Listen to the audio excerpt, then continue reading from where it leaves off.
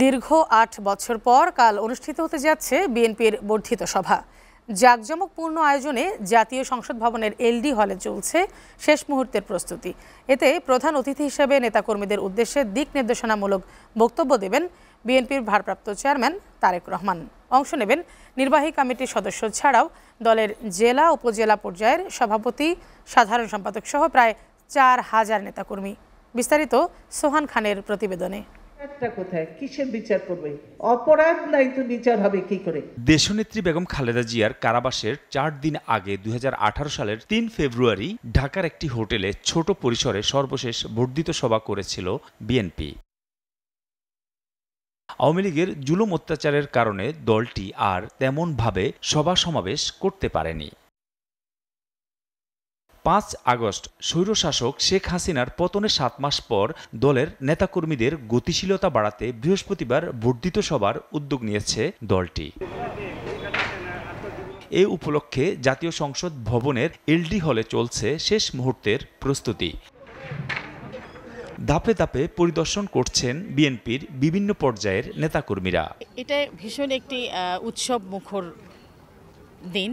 সারা দেশের নেতাকর্মীরা আসবেন এবং এতদিন পরে যেই অনুষ্ঠানটি হচ্ছে এটা আরেকটি নতুন সম্ভাবনার সময়। আমরা সকল দল মত পথকে সাথে নিয়ে বিএনপি আগামী দিনের রাজনীতি করবে।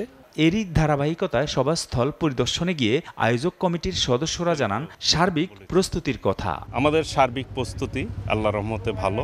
আমাদের নেতাকর্মীদের মধ্যে একটা উৎসাহ উদ্দীপনা রয়েছে এবং ২৭ তারিখের বর্ধিত সভাটি অত্যন্ত তাৎপর্যপূর্ণ এবং গুরুত্বপূর্ণ।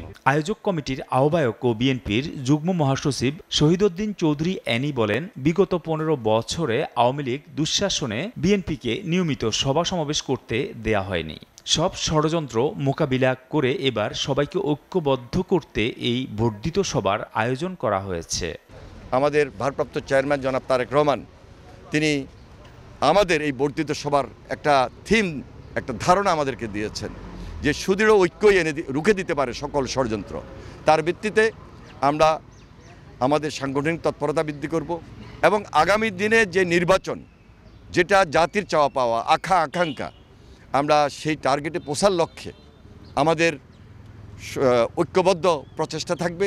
ত্রয়োদশ সংসদ নির্বাচনের প্রস্তুতি, মিত্র রাজনৈতিক দলের সাথে সুসম্পর্ক, ষড়যন্ত্র মোকাবিলায় সুদৃঢ় ঐক্য, দলীয় শৃঙ্খলা বজায় রাখা সহ বিভিন্ন দিক নির্দেশনা দেওয়া হবে এই বর্ধিত সভা থেকে।